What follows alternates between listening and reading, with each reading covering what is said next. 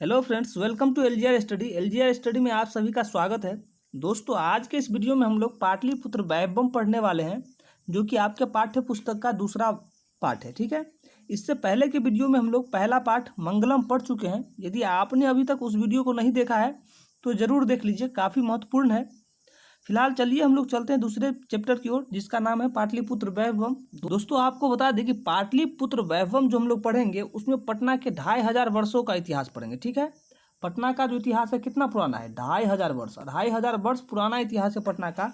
तो पटना का 2500 वर्ष पुराना इतिहास देखेंगे कि आज से 2500 वर्ष पहले पटना कैसा था, कैसे कैसे पटना का विकास हुआ, किस राजवंशों का कितना योगदान रहा है, अंग्रेजों ने पटना का विकास कितना किया, किस प्रकार किया, विदेशी यात्री जो भी उस समय आते थे, उन्होंने बहुत सारे विदेशी यात्री है जो पटना के बारे में अपने पुस्तकों में लिखा है, तो उन लोगों ने क्या क्या लिखा है, और आज के समय में पटना में क्या क्या है जो लोग दूर दूर से क्या करते हैं, पटना को देखने आते हैं। इन सभी चीज़ों पर क्या करेंगे, काफ़ी विस्तृत में चर्चा करेंगे, लाइन बाय लाइन यहाँ पे हम पढ़ के और फिर उसका क्या करेंगे, हिंदी अर्थ बताएंगे। तो आप लोग वीडियो में अंत तक जरूर बने रहिएगा। तो चलिए शुरू करते हैं। शुरू करने से पहले दोस्तों आपको एक बात बता दें कि अभी तक आपने यदि एलजीआर स्टडी ऐप डाउनलोड नहीं किया है तो जरूर कर लीजिए, क्योंकि इस ऐप में आपको सभी विषय का VVI objective question, subjective question, quick revision note, model paper का पीडीएफ, क्लास नोट और साथ में ऑनलाइन टेस्ट भी देने का आपको क्या मिलेगा, सुविधा मिलेगा, जो कि आपके लिए काफ़ी महत्वपूर्ण है। तो आप लोग जरूर डाउनलोड कीजिए। चलिए हम लोग शुरू करते हैं अपना पाठ।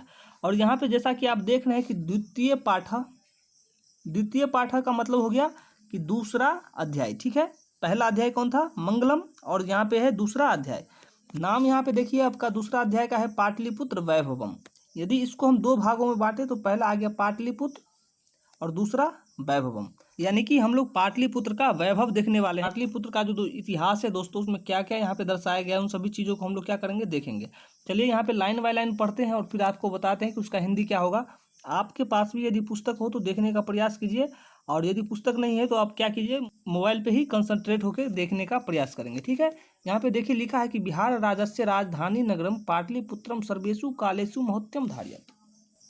यानी कि बिहार राज्य की राजधानी जो है पाटलिपुत्र, पाटलिपुत्र मतलब पटना, क्या? पटना।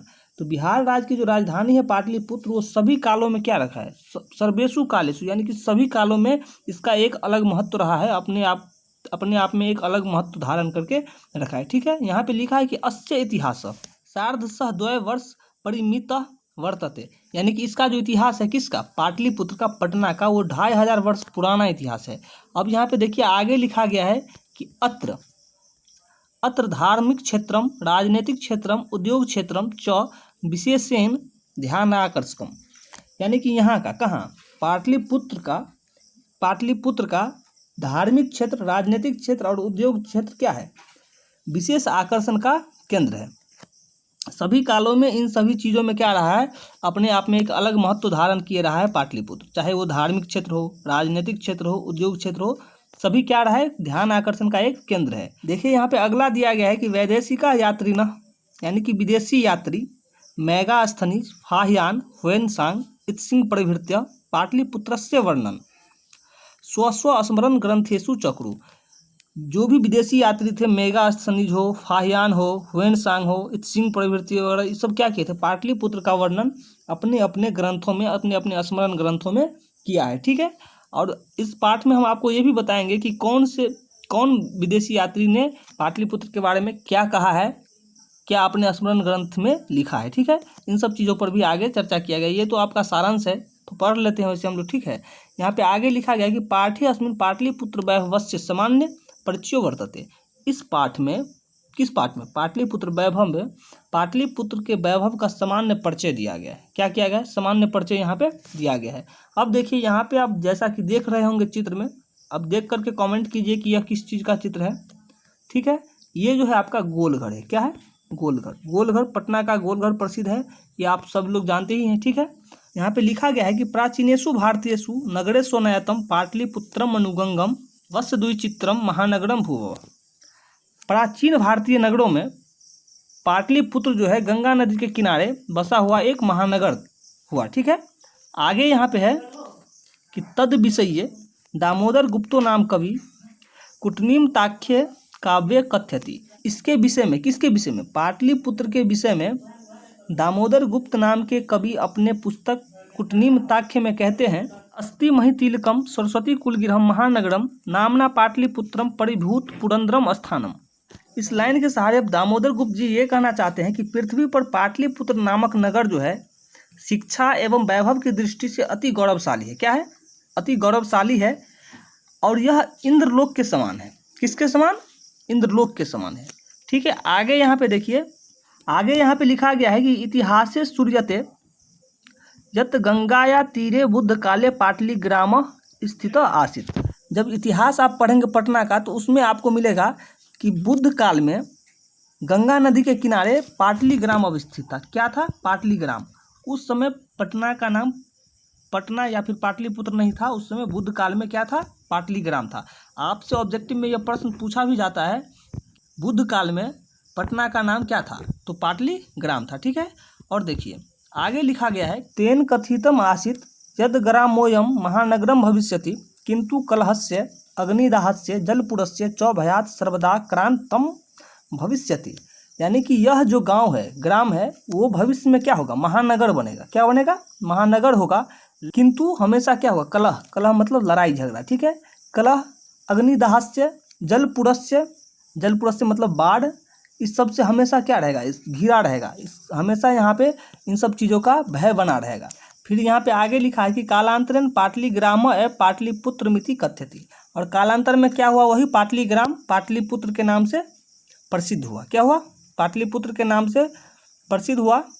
आगे यहाँ पे लिखा गया कि चंद्रगुप्त मौर्यस्य काले अस्य नगरस्य शोभा रक्षा व्यवस्था च अत्युत्कृष्ट सिद्धिति यूनान राजदूत मेगा स्थनी संस्मरणेषु निरूपयति। चंद्रगुप्त मौर्य के काल में, किसके काल में? चंद्रगुप्त मौर्य के काल में इस नगर की जो शोभा और रक्षा व्यवस्था थी वो अति उत्तम थी। क्या थी? अति उत्तम थी, जिसका वर्णन यूनान राजदूत मेगा स्थनीज जो थे उन्होंने अपने आत्मकथा में लिखा है। किस चीज़ों को? कि चंद्रगुप्त मौर्य के काल में पाटलिपुत्र का जो रक्षा व्यवस्था था, शोभा था, वो काफ़ी क्या था? उत्तम था। आगे देखिए, आगे लिखा गया है, अस्य नगरस्य वैभवम प्रियदर्शनी अशोकस्य समये सूत्रा समृद्धम। यानी कि इस नगर की संपन्नता प्रियदर्शी अशोक के समय में क्या हुआ? और अधिक हो गया। आगे यहाँ पे लिखा गया है कि बहुकालम पाटलिपुत्रस्य परिचिना सरस्वती परंपरा प्रावर्तत इति राजशेखर स्व काव्य मीमांसा नाम के कवि शिक्षा पर मुख्य ग्रंथे सादर स्मरति। यानी कि दीर्घ काल में पाटलिपुत्र की प्राचीन शिक्षा परंपरा कायम रही, ऐसा कौन कह रहे हैं? राजशेखर साहब कह रहे हैं। और ये कहाँ पे लिखा है इन्होंने इस बात को?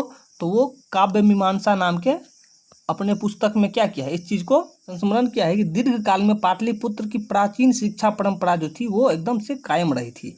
आगे उन्होंने लिखा है कि अत्रोप वर्षावि पाननी पिंगलावि व्याढ़ी वर रुचि पतंजलि इह परीक्षिता ख्याति मूप जगमुह। इसका अर्थ ये हुआ कि पाटलिपुत्र नगर में अत्रोप वर्षा भी, पाननी हो, पिंगल हो, व्याढ़ी हो, वररुचि हो, पतंजलि हो, इस सभी ने क्या किया? यहीं से ये लोग परीक्षित हुए, यहीं से शिक्षा ग्रहण किए और आगे क्या हुआ? काफ़ी प्रसिद्ध हुए। पूरे विश्व में इन लोगों को सब जानते हैं, चाहे वो पाननी हो, पिंगल हो, व्याढ़ी हो, वररुचि हो, पतंजलि, इन सबों ने क्या किया? पाटलिपुत्र में शिक्षा ग्रहण किया और पूरे विश्व में अपना ख्याति पाया। ठीक है, फिर यहाँ पे देखिए आगे लिखा गया है कि कतिपयेषु प्राचीन संस्कृत ग्रंथेषु पुराणादिषु पाटलिपुत्रस्य नामांतरम पुष्पपुरम कुसुमपुरम वा प्राप्त। कहीं कहीं जब आप प्राचीन संस्कृत ग्रंथ को पढ़ेंगे तो वहाँ पे आपको पाटलिपुत्र का जो नाम है, प्राचीन नाम, वो पुष्पपुर और कुसुमपुर देखने को मिलेगा। देखिए, पुष्पपुर और कुसुमपुर, ये दो नाम आप याद रखिएगा। पाटलिपुत्र का प्राचीन नाम है, जो कि आपको प्राचीन ग्रंथों को जब आप पढ़ेंगे तो वहाँ पे आपको मिलेगा। आगे देखिए, इस नाम से ही संबंधित अगला लाइन यहाँ पे दिया गया है कि अन्येन ज्ञायते यत् नगरस्यास्य समीपे पुष्पा नाम बहुलम उत्पादनम भवति अस्म। पुष्पपुर और कुसुमपुर दोनों फूल से संबंधित नाम आपको नजर आ रहा होगा। तो इसी चीज से यह ज्ञात होता है कि प्राचीन काल में इस नगर के समीप क्या हो रहा होगा? पुष्प का जो उत्पादन है वो काफ़ी अधिक मात्रा में किया जाता होगा, जिसके कारण इसका नाम पुष्पपुर और कुसुमपुर था। आगे यहाँ पे देखिए लिखा गया कि पाटलिपुत्रमिति शब्दों अपि पाटल पुष्पानाम पुतलीकार रचना माश्रित्य प्रचलित। यानी कि पाटलिपुत्र शब्द है ये भी पुष्प के आश्रय से ही, मतलब जहाँ तक आपको बता दें कि पाटल का मतलब गुलाब होता है, तो गुलाब से ही ये भी शब्द क्या हुआ, निकल करके आया है। ऐसा कहाँ पे लिखा गया है, जब आप पढ़ेंगे पुतलिका रचना उसमें इस प्रकार का वर्णन किया गया है। आगे देखिए, आगे लिखा है कि शरत काले नगरे अस्मिन कुमुदी महोत्सव इति महान समारोह गुप्त वंश शासन काले अतीब प्रचलित। यानी कि गुप्त वंश के शासन काल में शरद काल में शरद ऋतु में कुमुदी महोत्सव काफ़ी प्रचलित था यहाँ का कुमुदी महोत्सव। ठीक है, आगे देखेंगे कि आखिर कुमुदी महोत्सव क्या होता है। अभी आपको उतना पता नहीं चल रहा होगा कि कुमुदी महोत्सव क्या है। यहाँ पे देखिए आगे लिखा गया है कि तत्र सर्वे जना आनंद मग्ना अभुवन। और वहाँ पे किसमें, कुमुदी महोत्सव में सभी लोग आनंद मग्न हो जाते थे, वहाँ पे क्या करते थे, प्रसन्न हो जाते थे, रहते थे। ठीक है, इस अवसर में लोग कुमुदी महोत्सव में एकदम आनंद मुग्ध हो जाते थे, जैसा कि आप लोग दुर्गा पूजा में हो जाते होइएगा। ठीक है, यहाँ पे देखिए लिखा भी गया है कि संप्रति यानी कि आजकल इस समय दुर्गा पूजा अवसरे तादृश्य एवं समारोह दृश्यते। जैसा दृश्य आजकल इस समय में आपको दुर्गा पूजा में दिखता है, वैसा ही कुमुदी महोत्सव में उस टाइम में दिखा करता था। जिस प्रकार से आप दुर्गा पूजा में क्या हो जाते एकदम आनंद मुग्ध हो जाते हैं, उसी प्रकार से उस समय शरद का ऋतु में गुप्त वंश के शासन काल में कुमुदी महोत्सव में सब लोग आनंद मुग्ध हो जाते थे। तो आपसे यह प्रश्न भी पूछा जाता है कि कुमुदी महोत्सव किस काल में या किस ऋतु में मनाया जाता था। तो शरद काल में, किसमें, शरद काल में, यानी कि शरद ऋतु में किस शासन काल में मनाया जाता था, किसके शासन काल में, तो गुप्त वंश के शासन काल में। किसके शासन काल में, गुप्त वंश के शासन काल में। ये भी पूछा जाता है कि कुमुदी महोत्सव आज के किस समारोह के समान होता था। तो वहाँ पे आपको दीपावली, छठ इस सब का दिया रहेगा, दुर्गा पूजा दिया रहेगा। तो आजकल का जो दुर्गा पूजा अवसर है सेम उसी प्रकार का कुमुदी महोत्सव मनाया जाता था। ठीक है, आगे देखिए, आगे लिखा गया है काल चक्रवसाद यद्यपि मध्यकाले पाटलिपुत्रम वर्ष सहर्ष परिमितम दिनार्ताम अनुभूत। ठीक है, कि काल चक्रवसाद यानी कि समय परिवर्तन के कारण मध्यकाल में पाटलिपुत्र क्या हो गया, हजारों वर्ष पीछे चला गया, पिछड़ गया मतलब उस हजारों वर्ष में क्या हुआ, पाटलिपुत्र में किसी भी प्रकार का कोई विकास का कार्य नहीं हुआ, एकदम ठप पड़ गया सारा विकास का कार्य। और जो पाटलिपुत्र जो था वो काफ़ी पिछड़ गया। ठीक है, आगे यहाँ पे देखिए लिखा है कि तस्य संकेत अनेकेषु साहित्य ग्रंथेषु मुद्रा रक्षसादिषु लभ्यते। और इसका संकेत मिलता है, कहाँ मिलता है, किसका संकेत, सबसे पहले किसका संकेत, तो पाटलिपुत्र जो क्या हुआ, किसी कारणवश हजार वर्ष पीछे चला गया, विकास का कार्य ठप पड़ गया था। इसका संकेत उस समय का कोई व्यक्ति तो है नहीं जो बताएगा कि ऐसा ऐसा हुआ था। तो इसका संकेत आपको कहाँ मिलेगा देखने को, तो जब आप साहित्य पढ़ेंगे तो बहुत सारे साहित्यों में लिखा गया है।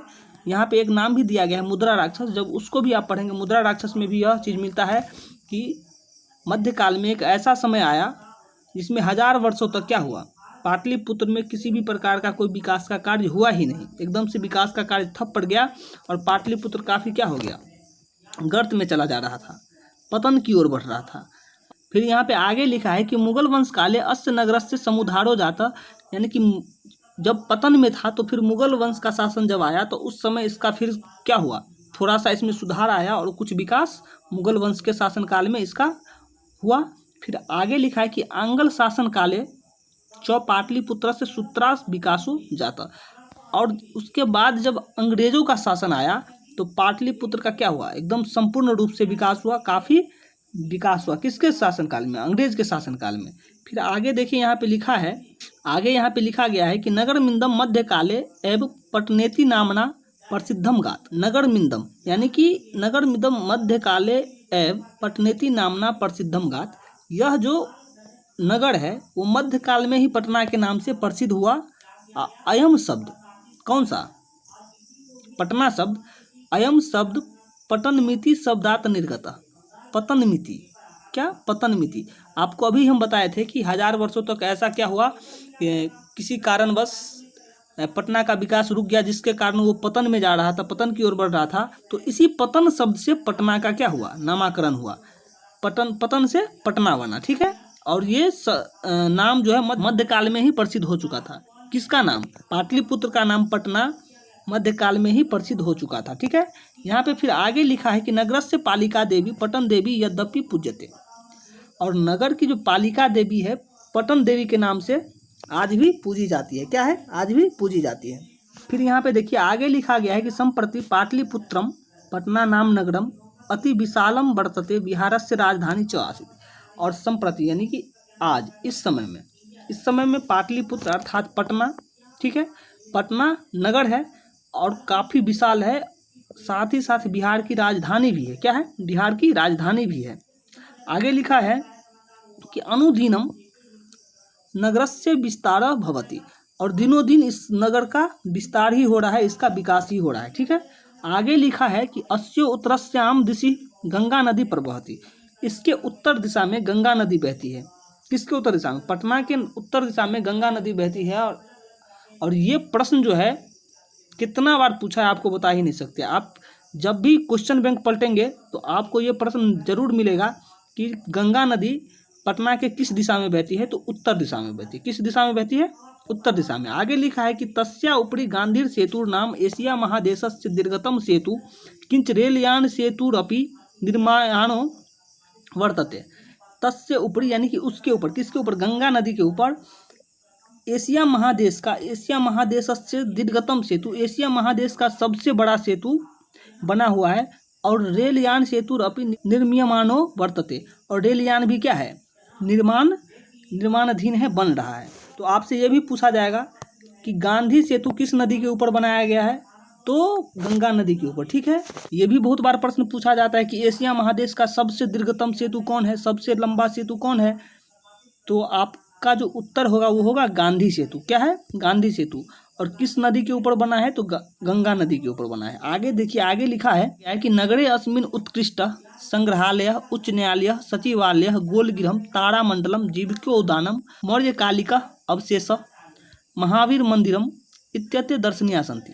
नगरे अस्मिन यानी कि इस नगर में, किस नगर में? पटना में। ठीक है, पटना नगर में उत्कृष्ट संग्रहालय, उच्च न्यायालय यानी कि हाई कोर्ट, सचिवालय, गोलगृह, तारामंडल, जीविकोद्यान यानी कि चिड़ियाघर, मौर्य काल का अवशेष, महावीर मंदिर, ये सब चीज़ें क्या है? दर्शन करने योग्य है, देखने योग्य है। आप जब भी पटना जाएंगे तो इन सभी चीज़ों को क्या करेंगे? जरूर देखेंगे, देखने जाएंगे, घूमने जाएंगे। वहाँ पे आप जब पटना जाएंगे तो आपको क्या मिलेगा? पटना संग्रहालय देखने को मिलेगा, पटना हाई कोर्ट मिलेगा, सचिवालय मिलेगा, गोलगृह मतलब गोलघर मिलेगा, तारामंडल, चिड़ियाघर, मौर्य काल का अवशेष वगैरह, और साथ में क्या है? महावीर मंदिर। ये सब क्या है? दर्शन करने योग्य है, पटना में घूमने योग्य है, देखने योग्य है। आगे यहाँ पे लिखा गया है कि प्राचीन पटना नगरे सिख संप्रदायस्य पूजनीय स्थलम दशम गुरु गोविंद सिंहस्य जन्म स्थानम गुरुरेति नामना प्रसिद्धम वर्तते। प्राचीन पटना नगर में, ठीक है, सिख संप्रदाय के जो 10वें गुरु है गुरु गोविंद सिंह, उनका जन्म स्थान गुरुद्वारा के नाम से क्या है? प्रसिद्ध है। तत्र देशस्यास्य यात्रियः दर्शनार्थ मायंती, और वहाँ पे देश विदेश से लोग दर्शन को आते हैं। किसको? कहाँ पे? गुरुद्वारा। वहाँ पे पटना में जो गुरु गोविंद सिंह के जन्म स्थान पे गुरुद्वारा बना हुआ है, उसको देखने के लिए देश विदेश से लोग क्या करते हैं? यात्री आते हैं देखने के लिए। यहाँ पे आगे फिर लिखा है एवं पाटलिपुत्रम प्राचीन कालात अधावधि विभिन्नेषु क्षेत्रेषु वैभवम धारयति सर्वच संकलित रूपेण संग्रहालय दर्शन। तो इस प्रकार पाटलिपुत्र जो है प्राचीन काल से लेकर आज तक सभी क्षेत्रों में गौरवशाली रहा है, और संग्रहालय के समान क्या है? दर्शनीय रहा है, दर्शन करने योग्य रहा है पाटलिपुत्र का इतिहास। फिर यहाँ पे देखिए आगे लिखा है कि पर्यटन मानचित्र नगर मिंदम महत्वपूर्णम। ठीक है, पर्यटन मानचित्र यानी कि पर्यटन के दृष्टि से यह नगर जो है पाटलिपुत्र नगर वो काफ़ी महत्वपूर्ण है।